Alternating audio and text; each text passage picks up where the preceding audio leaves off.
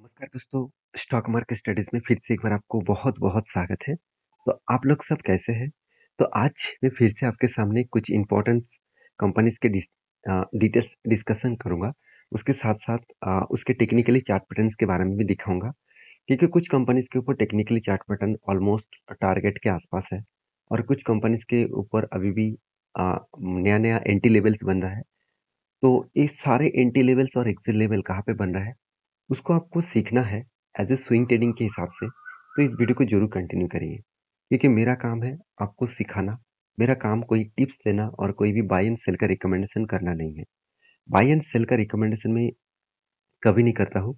अगर आपको किसी कंपनी के बारे में जानकारी और स्विंग ट्रेडिंग सीखना है तो जरूर मेरे वीडियो को कंटिन्यू करिए। तो चलो देख लेते हैं आज के स्टॉक के डिटेल्स के बारे में। सबसे पहले मैं जिस कंपनी के बारे में डिस्कशन करूँ उसका नाम है टाटा मोटर्स। देखिए, टाटा मोटर्स आप सभी जानते हैं, टाटा ग्रुप के ऑटो सेक्टर में कंपनीज के नाम बहुत पुराना टाइम से लेके लिया जा रहा है। और ऑटो इंडस्ट्रीज में अलग अलग कैटेगरीज होते हैं। जैसे टू व्हीलर अलग कैटेगरीज है, three wheeler, two and three wheeler एक साथ देखा जाता है। उसके बाद पैसेंजर व्हीकल, उसके बाद हैवी व्हीकल्स, उसके बाद ऑफ रोड कार्स। तो ये सारे अलग अलग कैटेगरीज है। तो टाटा मोटर्स का जो बिजनेस मॉडल्स है वो टू व्हीलर और थ्री व्हीलर को छोड़कर बाकी सारे पैसेंजर व्हीकल से लेकर हैवी व्हीकल से लेकर ऑफ रोड गाड़ियाँ से लेकर सारे कैटेगरीज में कंपनी के प्रेजेंस है।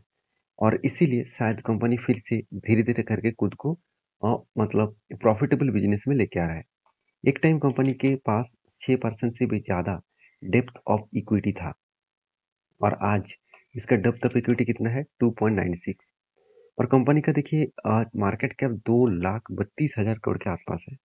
उनमें से 1,34,000 करोड़ के आसपास कंपनी के पास डेप्थ है। इसका मतलब क्या है?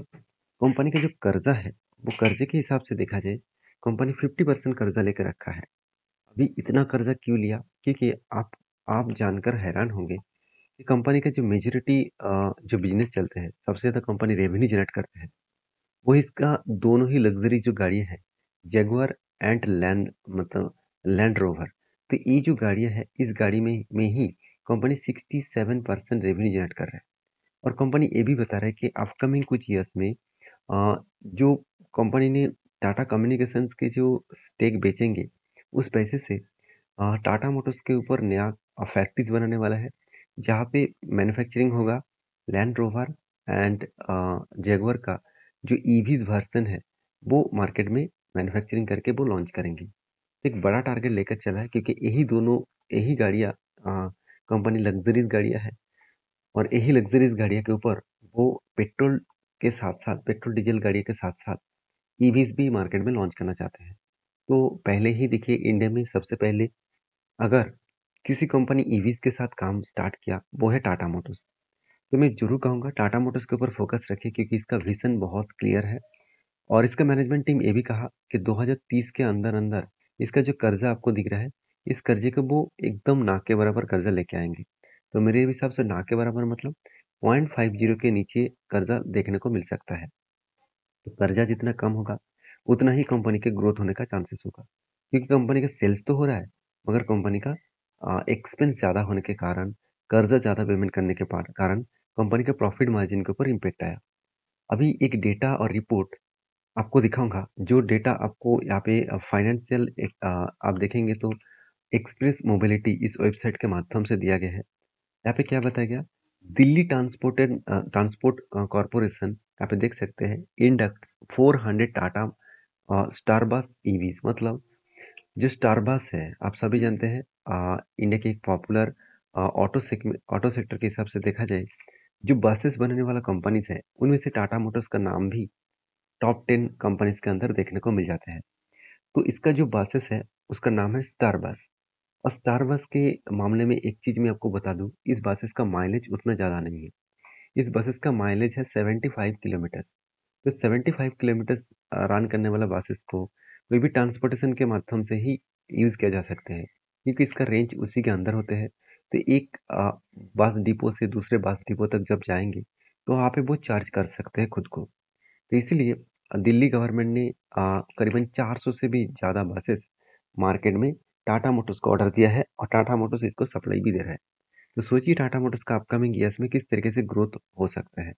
और ये भी बताया जा रहा है कि आज तो 400 का ऑर्डर्स है, तो कंपनी जो टारगेट रखा है, Tata Motors says it has achieved a landmark of supplying over 1000 e buses across the country. मतलब 1000 से भी ज़्यादा बसेस वो ऑल ओवर कंट्रीज में सप्लाई कर रहे हैं। तो कितने बड़े टारगेट रखा है और किस तरीके से ग्रोथ कर रहे हैं, आप एक बार जरूर सोचिएगा। तो मेरे कहने का मतलब यही है कि जब इंडिया का ग्रोथ हो रहा है, तब इस तरीके से कंपनीज का भी ग्रोथ बहुत तेजी से हो जरूर होगा। तो इसीलिए मैं एक बहुत पहले से ही बुलिश हूँ। और इस कंपनी का डिलीवरी रिपोर्ट दिखा दूँ तो कंटिन्यूसली देखिए, इसका डिलीवरी पॉजिटिव में देखने को मिला, 50%, 40%, इस तरीके से डिलीवरी देखने को मिला। अभी इसका चार्ट पैटर्न में आपके साथ शेयर करूँ।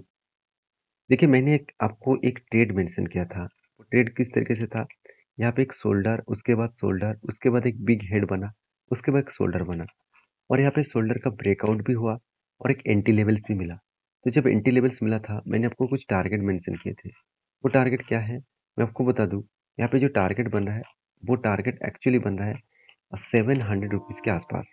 और मैं इस 700 रुपीज़ के फर्स्ट टारगेट लेके चला हूँ। और यहाँ पे देखिए किस तरीके से ऊपर जाने के बाद यहाँ पे करेक्शन हुआ। तो आप कहेंगे सर यहाँ से करेक्शन क्यों हुआ, क्योंकि यहाँ पे इस लेवल में एक रेजिस्टेंस था, उसी रेजिस्टेंस को वो फेस किया और यहाँ पर रिट्रेसमेंट हो रहा है। उसके बाद फिर से इस लेवल तक जरूर जाएगा। देखिए, कोई कभी भी कोई भी स्टॉक डायरेक्टली यहाँ पे हिट नहीं करेगा, कभी ना कभी वो रिट्रेसमेंट करेगा। इस तरीके से रिट्रेसमेंट होने के पीछे कारण क्या है, यहाँ पे प्रॉफिट बुकिंग होता है। मतलब इस जगह पे प्रॉफिट बुकिंग हो रहा है, उसके बाद करेक्शन होने के बाद फिर से वो रिवर्सल कर सकते हैं। तो ये था फर्स्ट कंपनी। सेकेंड जो कंपनी उसके बारे में बात करूँ, उसका नाम है इजी टिप प्लानर। देखिए, इस कंपनी के ऊपर मैं बहुत सारे वीडियोस आपके साथ शेयर किया हूँ। अभी इस कंपनी के बारे में मैं हमेशा एक ही चीज़ आपको बार-बार बोलते आया हूँ कि कंपनी का जो परफॉर्मेंस है, वो अच्छा है। आज कंपनी का मतलब शेयर में गिरावट हो रहा है, इसका मतलब ये नहीं कि कंपनी खराब हो गया। हम लोग को प्रॉब्लम क्या है आप जानते हैं? हम लोग यही सोचते हैं, जो शेयर कंटिन्यूअसली गिर रहा है, वो कंपनी बेकार है, और जो शेयर कंटिन्यूअसली भाग रहा है, वो कंपनी बेस्ट है। अगर ऐसा आपका थिंकिंग है, तो मेरे हिसाब से आपका थिंकिंग गलत है।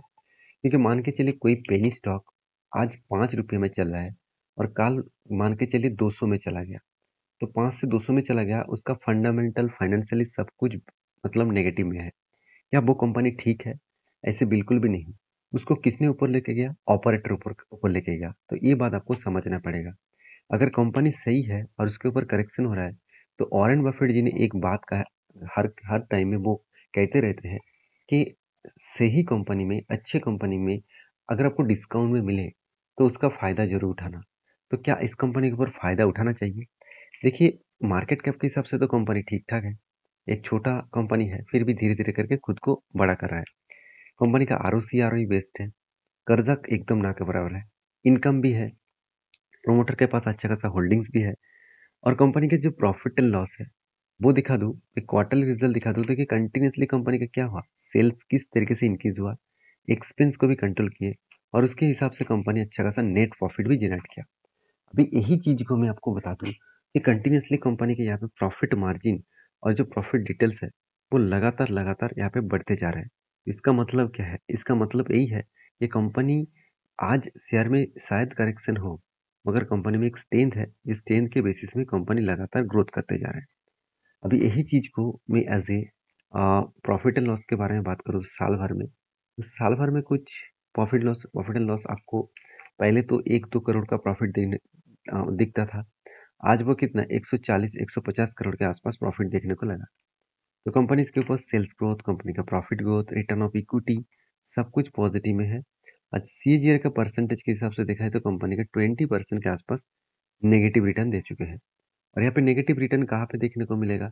अगर आप चार्ट पैटर्न को ध्यान से देखेंगे, तो जो टॉप लेवल्स है, उस टॉप लेवल से कंटिन्यूअसली करेक्शन हुआ और इसीलिए आज नेगेटिव रिटर्न देखने को मिला है। अभी इसी चीज़ को मैं एज अ डिलीवरी रिपोर्ट के हिसाब से बात करूँ, तो देखेंगे लास्ट कुछ डेज में कंटिन्यूअसली बाइंग किया जा रहा है। और बाइंग कहाँ पे किया जा रहा है? लोअर रेंज में। मैं आपको बहुत बार बोल चुका हूँ, जब बड़े-बड़े ऑपरेटर, बड़े-बड़े इंस्टीट्यूशन, हमेशा वो कभी भी जब शेयर भाग रहा है, इस टॉप में वो कभी नहीं खरीदारी करेंगे। अगर खरीदारी कर भी लिया, तो वो छोटे क्वांटिटी के साथ ट्रेड करेंगे। जब अच्छे कंपनी करेक्शन होंगे, वही रेजिस्टेंस जो यहाँ पे बन रहा था, वही रेजिस्टेंस अब कंपनी के लिए सपोर्ट बनेगा। उसी सपोर्ट के आसपास ट्रेड करना स्टार्ट कर देंगे। इसीलिए देखिए उसी कुछ ही दिनों से यहाँ पे कंटिन्यूअसली बाइंग होते जा रहा है। अभी चार्ट पैटर्न्स के बारे में बात करूँ तो ध्यान से इस चीज़ को देखना कि यहाँ पे जब कंपनी नीचे आया, इस रेंज में आया, यही रेंज कंपनी के लिए एक स्ट्रॉन्ग रेजिस्ट सपोर्ट था। इस सपोर्ट को वो रिटेस्ट कर रहा है।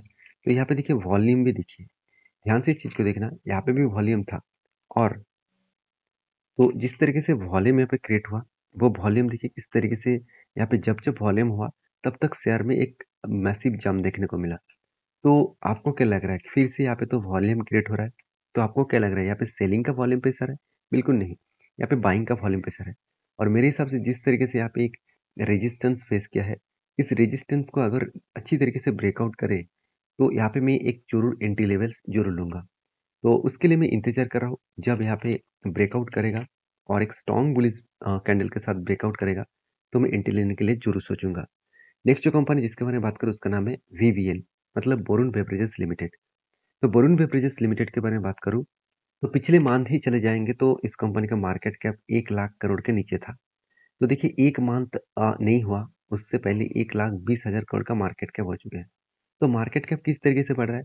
जब शेयर का प्राइस बढ़ेगा तब उसके साथ साथ मार्केट कैप भी बढ़ेगा। और शेयर प्राइस कब बढ़ेगा? जब कंपनी अच्छा परफॉर्मेंस करेंगी। तो इस कंपनी की परफॉर्मेंस देखेंगे तो best of point of view से देखा जाए तो कंपनी का परफॉर्मेंस बहुत शानदार है। हाँ, कंपनी ने कर्जा भी लिया, ऐसे नहीं कि कंपनी के पास कर्जा नहीं है। कंपनी एनुअली इनकम भी किया और प्रोमोटर के पास अच्छा खासा होल्डिंग्स भी है।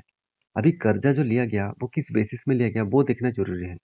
अगर कंपनी के बोरिंग्स के बारे में बात करूँ तो 1900 करोड़ से बढ़ के हो चुके हैं 37,000 सॉरी 3,700 करोड़ के आसपास। तो यहाँ पे डबल के आसपास कंपनी का कर्जा बढ़ गया 10 ईयर्स में। तो कंपनी का रिजर्व भी बढ़ गया। रिजर्व 145 करोड़ के आसपास था, वहाँ से बढ़ के हो चुके 5,800 करोड़। तो आप इस तरीके से जर्नी जो है, जर्नी होने के पीछे कारण भी है। अगर मैं कर्जा लेने के कारण आपको दिखा दूं, सबसे पहले देखेंगे तो ट्रेड्स पेबल। ट्रेड्स पेबल का मतलब होता है कंपनी जिससे रॉ मटेरियल्स खरीदारी कर रहा है, उसको भी तो पेमेंट करना है। तो जब पेमेंट करेंगे तो उसका पेमेंट ड्यू कितना है? इस बार कंपनी का टोटल ड्यू था करीबन ड्यू है 1100 करोड़ के आसपास। और उसी बेसिस में अगर कंपनी का ट्रेड रिसीवेबल के बारे में बात करूं, मतलब कंपनी को कितना प्रोजेक्ट मिला, कितना ऑर्डर मिला, आप देखेंगे 600 करोड़ के आसपास। तो 1100 करोड़ प्लस 600 करोड़, तो ओवरऑल कितना होते हैं? करीबन 1700 करोड़। तो कंपनी के पास क्या उतना प्रॉफिट हुआ? बिल्कुल नहीं। कंपनी के पास इस बार जो पिछली बार जो प्रॉफिट था 1500 करोड़ के आसपास, तो 1700 करोड़ से भी नीचे। तो इसीलिए कंपनी को बिजनेस को बढ़ाने के लिए, उसको स्टेबल रखने के लिए कंपनी ने क्या किया? कर्जा उठाया। तो कंपनी की जो सेल्स ग्रोथ है, प्रॉफिट ग्रोथ है, रिटर्न ऑफ इक्विटी है, सब कुछ बेस्ट है। तो इसलिए शायद कंपनी ने आपको धमाका रिटर्न भी दिया। एक साल में 70% का रिटर्न, इससे बड़ी चीज और क्या हो सकते हैं? तो रही बात कंपनीज के डिलीवरी के रिपोर्ट का, तो कंटिन्यूसली देखिए लास्ट कुछ फ्यू डेज में डिलीवरी पॉजिटिव में देखने को मिला। जैसे 50%, 60%, 70% के आसपास यहाँ पे डिलीवरी देखने को मिल रहा है। अभी यही चीज को मैं एज ए चार्ट पैटर्न के हिसाब से आपको दिखा दूं, तो वीवीएल का जो चार्ट पैटर्न बना, मैंने आपको ये भी मेंशन किया था कि मैंने कहाँ पे एंट्री लिया। मैंने आपको ये भी मेंशन किया था कि कंटिन्यूसली एक रेंज के ऊपर कंपनी ट्रेड कर रहा है, और जब इस तरीके से अपर साइड में वो कंटिन्यूसली जो लो क्रिएट कर रहा था, वो हायर लो बन रहा था, तभी मुझे एक अंदाज लगा कि कब आज नहीं तो कल वो ब्रेकआउट करेगा। और ब्रेकआउट भी किया। मैंने आपको ये भी बताया कि मैं जब ब्रेकआउट हुआ एंट्री नहीं लिया, मैं रिट्रेसमेंट में एंट्री लिया। मेरे एंट्री लेवल एक्चुअली इस कैंडल के ऊपर है, क्योंकि इस कैंडल ने कंफर्म किया और इस मतलब इस कैंडल ने रिटेस्ट किया और इस कैंडल ने कंफर्म कर दिया। इस कैंडल के ऊपर मेरा एंट्री है और मेरा टारगेट कहाँ तक रहेगा? मैं इस टारगेट को लेने के लिए ऑब्वियसली यहाँ पे मैं पिवट पॉइंट का यूज़ करूँगा। तो यहाँ पे मैं स्टॉप लॉस को ट्रेल करके ऊपर जाऊँगा। तो जब प्रॉफिट बुकिंग करूँगा तो मैं आपके साथ ज़रूर शेयर करूँगा। नेक्स्ट जो कंपनी जिसके बारे में बात करूँ उसका नाम है टिन्ना रावर लिमिटेड। तो टिन्ना रावर एंड इंफ्रास्ट्रक्चर लिमिटेड, इस कंपनी के बारे में बात करूँ तो कंपनी कंटिन्यूसली यहाँ पे देखिए एक पॉजिटिवली रिटर्न दिया। कोविड के टाइम से लेकर कंपनी 6000% के आसपास रिटर्न दिया। तो शायद इसीलिए इसका प्रोमोटर ने यही डिसीजन लिया कि बोर्ड मीटिंग ने यही डिसीजन किया कि कंपनी के ऊपर बोनस दिया जाए। तो कंपनी 15 तारीख को बोनस इशू करने वाले हैं। हर एक शेयर के बदले एक शेयर कंपनी देने वाले हैं। ये था कुछ कंपनीज का अपडेट। वीडियो अगर अच्छा लगे तो प्लीज़ लाइक करना, दोस्तों के साथ शेयर भी करना, चैनल को सब्सक्राइब भी करना। मिलते हैं नेक्स्ट वीडियो में, तब तक के लिए अच्छे से रहिए, अपनी ख्याल रखिए। धन्यवाद।